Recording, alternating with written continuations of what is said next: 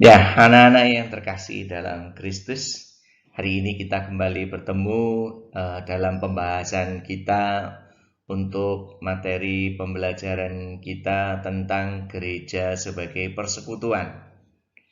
Sebelum kita melihat mengenai gereja sebagai persekutuan, kita bersama melihat dulu apa itu persekutuan.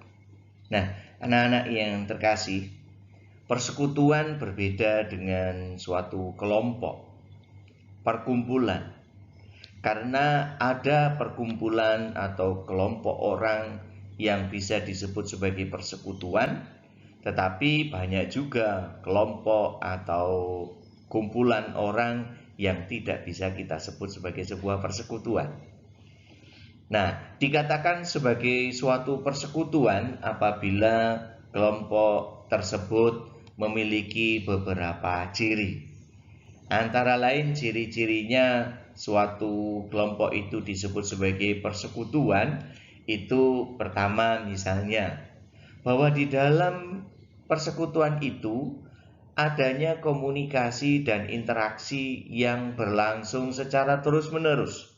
Jadi tidak bisa kumpul, setelah kumpul bubar lalu kemudian tidak ada kegiatan berlanjut. Nah, kalau dalam sebuah persekutuan, komunikasi dan interaksinya berlangsung secara terus-menerus. Yang kedua, di dalam kelompok tersebut ada saling memperhatikan satu sama lain. Kalau hanya sekedar berkelompok lalu kemudian hidup sendiri-sendiri, belum merupakan suatu persekutuan. Tetapi dikatakan persekutuan ciri-cirinya saling memperhatikan satu sama lain. Lalu kemudian yang berikutnya adalah saling memiliki dan saling memberi. Sebagai wujud untuk saling memperhatikan tadi, ya di antara mereka menjadi saling memiliki, saling memberi. Lalu kemudian ada saling mendukung, saling menasehati. Kalau ada yang salah ya dinasehati, bukan ada yang salah lalu dibiarkan begitu saja. Lalu kemudian juga adanya aktivitas yang saling melayani dan saling mengembangkan satu sama lain. Jadi dengan saling mengembangkan artinya tentunya berkembang secara positif. Lalu kemudian juga adanya sikap saling berusaha agar kebersamaan tersebut terus-menerus terjaga keutuhannya demi kebahagiaan bersama. Nah, itulah anak-anak yang terkasih ciri-ciri suatu persekutuan. Nah, ciri-ciri yang seperti ini ada di dalam suatu persekutuan yang namanya gereja. Oleh karenanya lah gereja disebut sebagai suatu persekutuan. Lalu pertanyaan, apa itu gereja? Kita sudah sering mendengar istilah gereja. Ya. Nah, gereja kalau dipandang atau dilihat dari bahasanya, yang pertama dari bahasa Latin ecclesia, atau juga dikembangkan dalam bahasa Portugisnya igreja. Yang kedua-duanya memiliki makna yang sama, yaitu kumpulan atau pertemuan atau rapat. Itu dalam bahasa Latin ataupun juga dalam bahasa Portugis. Lalu kemudian dalam bahasa Yunani, gereja berasal dari kata ecclesia, hampir sama dengan bahasa Latin tadi. Ecclesia yang memiliki makna memanggil. Nah, dari berbagai macam makna dari berbagai bahasa ini, maka dapat disimpulkan bahwa gereja itu adalah merupakan umat yang dipanggil oleh Tuhan. Atau gereja dapat kita sebut sebagai kumpulan umat Allah yang dipanggil oleh Tuhan. Nah, kita nanti akan melihat bagaimana pandangan gereja dari kitab suci mengenai istilah gereja ini. Anak-anak yang terkasih, dalam kitab suci Perjanjian Baru ada 3 gambaran yang berbicara tentang gereja. Apa saja gambaran itu? Yang pertama, gereja disebut sebagai umat Allah. Maksudnya di sini adalah gereja jangan dilihat semata-mata sebagai organisasi atau lembaga, melainkan kumpulan orang-orang yang percaya kepada Allah dan yang mempunyai relasi yang sangat dekat dengan Allah. Jadi gereja sebagai umat Allah bukan berarti hanya dilihat sebagai gedung atau lembaganya, tetapi sebagai orang-orangnya. Maka bisa dikatakan kita ini adalah sebagai gereja, karena kita adalah umat Allah. Lalu kemudian yang kedua, juga dikatakan gereja sebagai tubuh Kristus. Gereja tetap satu. Jadi gereja itu menjadi satu kesatuan di dalam gereja Katolik bagaikan tubuh. Walaupun anggotanya memiliki beraneka karunia dan pelayanan, tetapi tetap satu tubuh. Yang dimaksudkan di sini adalah kesatuan jemaat dengan Kristus. Nah, inilah pandangan gambaran tentang gereja yang kedua, yaitu gereja sebagai tubuh Kristus. Maka kita punya kesatuan dengan Kristus. Menjadi satu di dalam tubuh Kristus. Lalu kemudian yang ketiga, gereja sebagai bait Roh Kudus. Dimaksudkan di sini adalah bahwa melalui gereja, orang diajak mengambil bagian dalam kehidupan Allah Tritunggal. Yaitu kita kenal Tritunggal, Bapa, Putra, dan Roh Kudus. Yang senantiasa hadir dan menyertai gereja sepanjang zaman dengan segala situasinya. Nah, karena kita ikut ambil bagian di dalam kehidupan Tritunggal Maha Kudus itu, dan kita akan selalu disertai oleh Roh Kudus, maka kita pun juga disebut sebagai bait Roh Kudus. Maka gereja disebut sebagai bait Roh Kudus.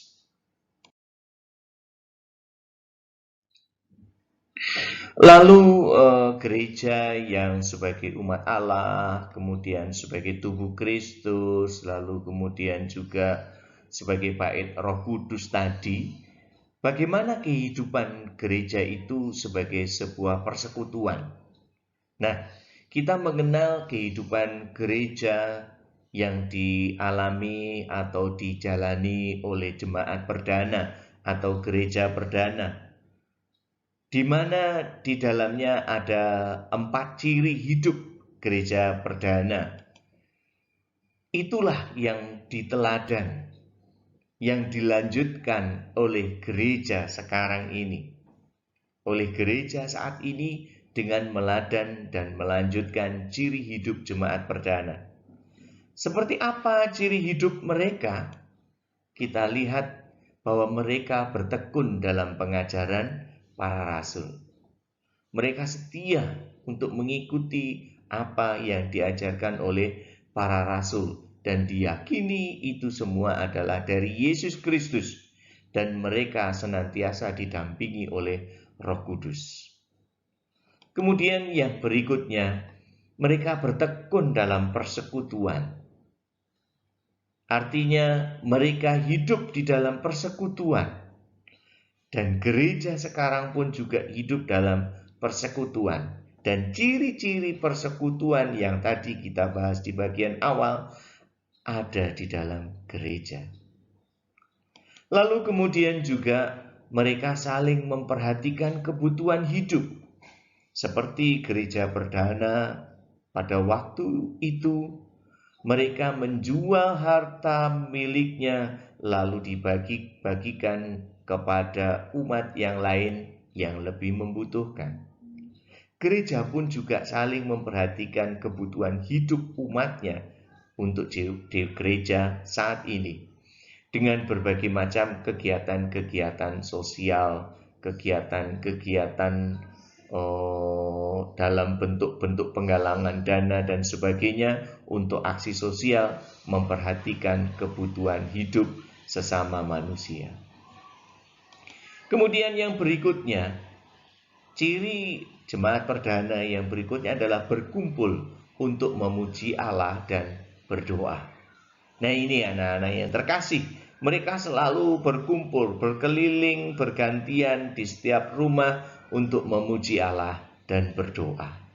Nah, keempat inilah yang menjadi ciri hidup jemaat perdana, sehingga mereka mendapatkan berkat dari Tuhan dan setiap hari jumlah di antara mereka menjadi bertambah banyak.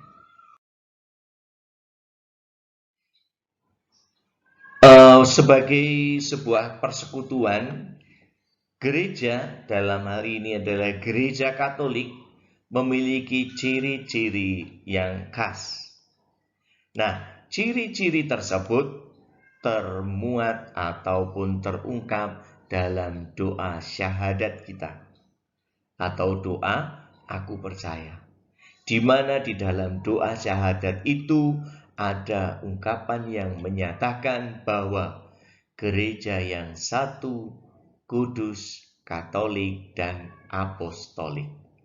Nah, inilah anak-anak yang terkasih, ciri dari gereja Katolik itu ada di dalam doa syahadat kita, doa aku percaya, yaitu gereja yang satu, gereja yang kudus, gereja yang katolik, dan apostolik.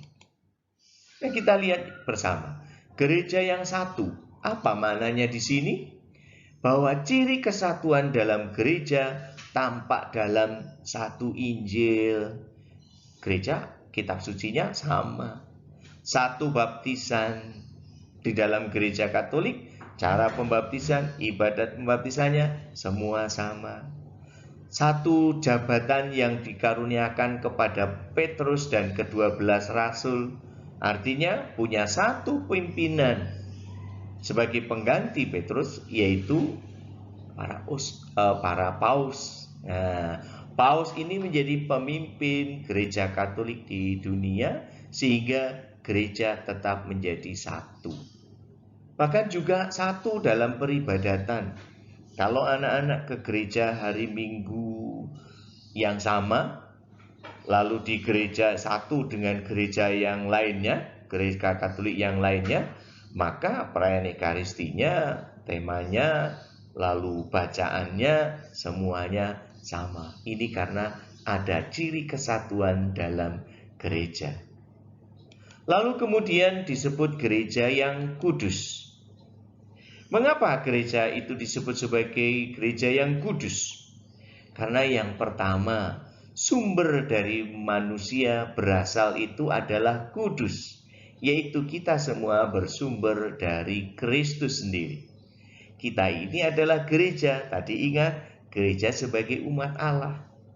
Nah, karena kita ini juga merupakan gereja-gereja kecil, maka kita semua juga berasal dan bersumber dari Allah sendiri. Berasal dan bersumber dari Kristus. Lalu yang kedua, tujuan kemana ia diarahkan adalah menuju kekudusan. Bahwa gereja itu diarahkan kepada kekudusan, yaitu gereja mengarahkan seluruh umatnya untuk menuju kepada Allah. Allah yang Maha Kudus. Lalu yang ketiga, jiwa dari gereja itu adalah kudus, karena gereja dijiwai oleh Roh Kudus sendiri. Maka gereja disebut gereja yang kudus. Lalu yang keempat, unsur-unsur ilahi yang otentik di dalamnya adalah kudus. Unsur-unsur otentik di dalam gereja itu adalah kudus. Apa saja? Ajaran-ajarannya, sakramen-sakramen di dalam gereja, ini sungguh adalah kudus. Dan kemudian yang terakhir, anggotanya adalah kudus. Sebab anggota gereja ditandai oleh Kristus melalui pembaptisan. Dengan dibaptis, kita dikuduskan kita disucikan, dan kita menjadi anggota gereja secara resmi. Nah, itulah mengapa gereja disebut sebagai gereja yang kudus. Anak-anak yang terkasih, ciri gereja yang berikutnya adalah gereja yang Katolik. Kata Katolik sendiri mengandung makna umum. Maka kekatolikan dari gereja itu tampak dalam beberapa hal berikut. Yang pertama, rahmat dan keselamatan yang ditawarkan. Gereja Katolik selalu menawarkan rahmat dan keselamatan itu secara umum. Maka dalam karya-karya pewartaan, karya-karya pelayanannya, gereja Katolik selalu bersifat umum. Artinya terbuka kepada siapa saja yang mau untuk mendapatkan rahmat dan keselamatan itu. Jadi tidak terbatas lalu kemudian hanya khusus untuk orang Katolik, tidak. Contoh seperti aktivitas APP, penggalangan dana APP, itu semua juga untuk membangun persaudaraan dengan semua orang. Nah ini, anak-anak yang terkasih, itulah gereja Katolik, bahwa rahmat dan keselamatan yang ditawarkan itu juga untuk secara umum. Lalu yang kedua, iman dan ajaran gereja yang bersifat umum dapat diterima dan dihayati oleh siapapun. Bahkan di dalam gereja Katolik, dalam pengajaran-pengajarannya maupun dalam kehidupan sehari-hari di dalam gereja Katolik, tidak ada istilah bahwasanya, oh kalau tidak beragama Katolik tidak boleh masuk di dalam gereja. Oh kalau tidak beragama Katolik tidak boleh ikut berdoa. Tidak. Semua orang boleh kok ikut berdoa. Semua orang boleh ikut masuk di dalam gereja. Nah, ini dalam artian bahwasanya gereja di sini menawarkan banyak halnya itu secara umum, bersifat umum. Maka baik kalau di dalam pengajaran-pengajarannya pun tidak berusaha untuk menjelekkan kelompok atau ajaran yang lainnya, tetapi semua didasarkan kepada ajaran Kristus yang diperuntukkan bagi semua orang yang mengharapkan adanya keselamatan. Lalu kemudian yang keempat, yang terakhir, yaitu gereja yang apostolik. Gereja yang apostolik ini, disebut apostolik ini adalah didasarkan pada gereja para rasul. Nah, gereja berasal dari para rasul dan tetap berpegang teguh pada kesaksian iman mereka. Gereja disebut apostolik karena gereja berhubungan dengan para rasul yang diutus oleh Kristus. Apa yang dilakukan oleh gereja nanti pada pembahasan mengenai pelayanan gereja itu didasarkan dari ciri hidup para rasul, ciri hidup gereja perdana, adanya persekutuan, adanya peribadatan, adanya pengajaran, adanya kesaksian hidup, itu semua didasarkan kepada ajaran para rasul. Maka ciri gereja yang keempat adalah gereja yang apostolik. Nah, inilah anak-anak yang terkasih mengenai gereja sebagai suatu persekutuan, bahwa di mana sebagai suatu persekutuan ada ciri hidup yang khas di dalam gereja Katolik, entah dalam pelayanannya, entah di dalam kehidupan umatnya, maupun dalam kehidupan menggerejanya, ada hal-hal yang secara khas dijalani dan dilakukan oleh gereja Katolik. Semoga dengan penjelasan ini kalian semakin menyadari bahwa kalian adalah gereja-gereja kecil, gereja-gereja juga karena kita sebagai umat Allah.